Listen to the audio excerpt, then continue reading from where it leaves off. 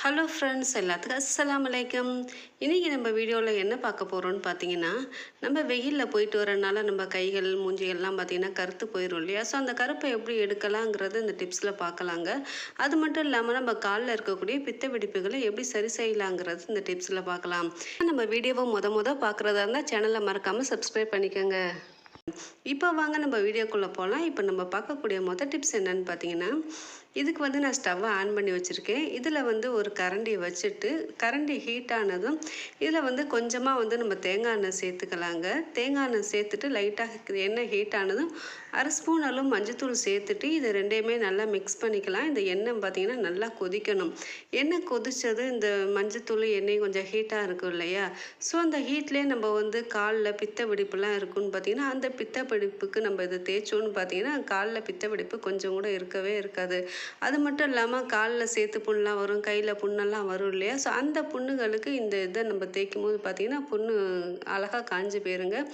நம்ம புண்ணுகளில் தேய்க்கும் போது இது சூடு இல்லாமல் பார்த்துக்கோங்க. பித்த வெடிப்புக்கு தேய்க்கும் போது மட்டும் இது ஹீட் இருந்தால் போதும். புண்ணுகளில் தேய்க்கும் போது ஹீட் இல்லாமல் நம்ம பார்த்துக்கிட்டோம்னா கரெக்டாக காலில் இருக்கக்கூடிய பித்த வெடிப்பும் புண்ணுகளும் பார்த்திங்கன்னா இந்த இது செஞ்சு வச்சாலே சூப்பராக ரிலீஸ் ஆயிடும். பிடிச்சிருந்தா இந்த டிப்ஸை நீங்கள் மறக்காமல் ட்ரை பண்ணி பாருங்கள்.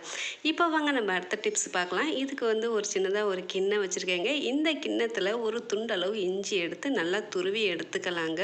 இந்த இஞ்சியை துருவுனது இதை நல்லா நம்ம நசுக்கி விட்டோன்னு பார்த்தீங்கன்னா இதுலேருந்து கொஞ்சம் சாறுகள்லாம் வரும் இல்லையா? ஸோ இது கூட கொஞ்சமாக கல்லுப்பு சேர்த்துக்கலாம். சேர்த்துட்டு இதை நல்லா மிக்ஸ் பண்ணிவிட்டு இது கூட கொஞ்சமாக எலுமிச்சை சாறு சேர்த்துக்கலாங்க.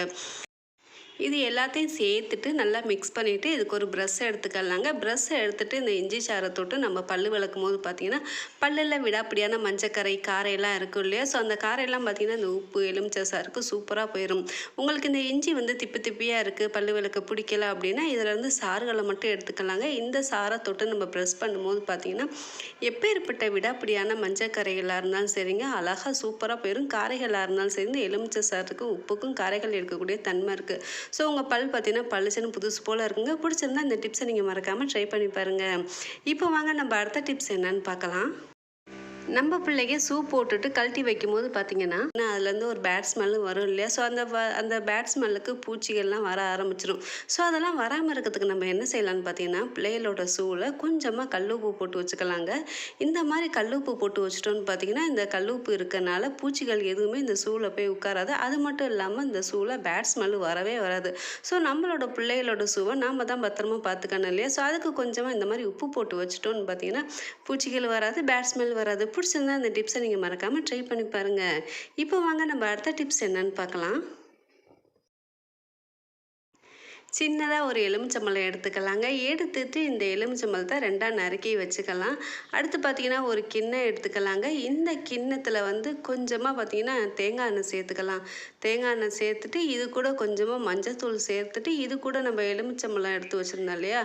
அந்த எலுமிச்சம்பழத்தில் அது மேலே கொஞ்சமாக காஃபி தூள் சேர்த்துக்கலாங்க. சேர்த்துட்டு இதை நம்ம என்ன பண்ணலான்னு பார்த்திங்கன்னா வெயிலில் நம்ம அதிக நேரம் சுற்றுறனால கை முகமெல்லாம் பார்த்திங்கன்னா ரொம்ப கருத்து போயிடும் இல்லையா? அது மட்டும் இல்லாமல் அது கால்களும் பார்த்திங்கன்னா நம்ம சரியாகவே கவனிக்காதனால கால்களும் பார்த்திங்கன்னா ரொம்ப கருப்பாக போயிடும். ஸோ அந்த இதுக்கு இந்த மாதிரி நம்ம செஞ்சு அது கால்களில் கருப்பான இடத்துல எல்லாம் தேய்க்கும் போது பார்த்திங்கன்னா அந்த கருந்தெலும்புகள்லாம் அழகாக போயிருங்க. கால்களில் இருக்கக்கூடிய கருப்பு தழும்புகளும் சரி கை முகத்துல எல்லாம் பார்த்திங்கன்னா நம்ம என்ன தான் சோப்பு போட்டு கழுவுனாலும் பார்த்திங்கன்னா அந்த கருந்தெலும்புகள்லாம் போகவே போகாது, பார்க்கவே ஒரு மாதிரியாக இருக்கும் இல்லையா? ஸோ அதுக்கு இந்த மாதிரி செஞ்சு நம்ம தேய்க்கும் போது பார்த்திங்கன்னா முகத்தில் இருக்க கரும்புள்ளிகளும் கருந்தேம்புகளும் சரி காலில் இருக்கக்கூடிய கருந்தழும்புகளும் சரி சூப்பராக போயிடும்.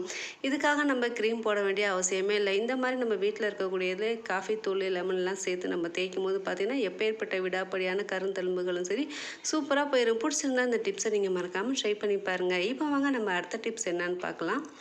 நம்ம செக்கில் வாங்கக்கூடிய எண்ணெய்கள்லாம் பார்த்திங்கன்னா கொஞ்ச நாள் ஆயிடுச்சுன்னா அந்த எண்ணெயிலேருந்து சிக்கு வாடை வர ஆரம்பிச்சிடும் இல்லையா? ஸோ அந்த வாடை வராமல் இருக்க நம்ம என்ன செய்யலான்னு பார்த்திங்கன்னா நம்ம வாங்கி வச்சுருக்க செக்கு எண்ணெயில் கொஞ்சமாக கல் உப்பு போட்டு வச்சுக்கலாங்க. இந்த மாதிரி கல் உப்பு போட்டுட்டு நம்ம யூஸ் பண்ணும்போது பார்த்திங்கன்னா இந்த செக்கு எண்ணெயில் கொஞ்சம் கூட பேட் ஸ்மெல் வரவே வராது, சிக்கு வாடையும் வரவே வராது.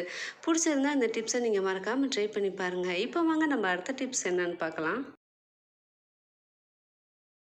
இப்போ அடுத்த டிப்ஸ் என்னென்னு பார்த்தீங்கன்னா, இதுக்கு வந்து ஒரு பிளாஸ்டிக் பவுல் ஒன்று குட்டியாக எடுத்துருக்கேங்க. இதில் வந்து ஒரு 5-6 கிராம்பை வந்து நம்ம குட்டியாக நறுக்கி போட்டுக்கலாம். அடுத்து என்ன செய்யலான்னு பார்த்தீங்கன்னா, ஒரு எலுமிச்சம்பழம் எடுத்துக்கிட்டு அந்த எலுமிச்சம்பழத்தை 2ஆக நறுக்கி அதோட சாறுகள் தோல் எல்லாம் சேர்த்து இதில் நம்ம புழிஞ்சு விடலாங்க.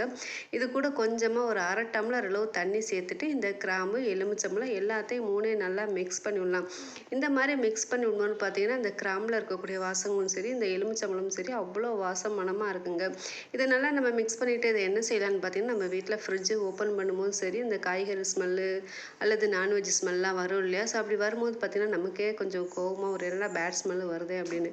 இந்த மாதிரி நம்ம செஞ்சு அந்த ஃப்ரிட்ஜில் வைக்கும்போது பார்த்திங்கன்னா, இந்த எலுமிச்சம்பழத்தோட வாடைக்கும் இந்த கிராம்போட வாசத்துக்கும் நம்ம ஃப்ரிட்ஜு எப்போ ஓப்பன் பண்ணாலும் சரி அவ்வளோ வாசம் மணமாக இருக்கும். ஏன்னா இந்த எலுமிச்சம்பழம் அவ்வளோ வாசம் கொடுக்கும். பிடிச்சிருந்தா இந்த டிப்ஸ் எல்லாத்தையும் ட்ரை பண்ணி பாருங்கள். இவ்வளோ நேரம் என் வீடியோவை பொறுமையாக பார்த்தவங்க எல்லாத்துக்கும் ரொம்ப ரொம்ப தேங்க்ஸ். தேங்க்யூ ஃபார் வாட்சிங். அஸ்ஸலாமு அலைக்கும்.